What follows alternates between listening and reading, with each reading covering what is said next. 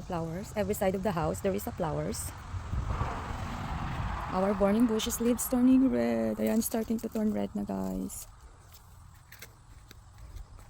It's a walking morning exercise.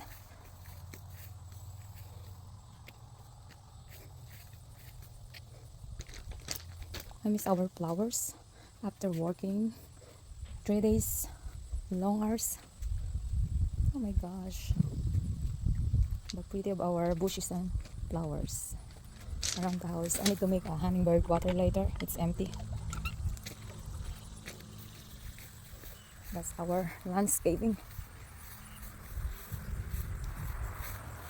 Oh, diba? Iba talaga pag malinis guys ang kapaligiran.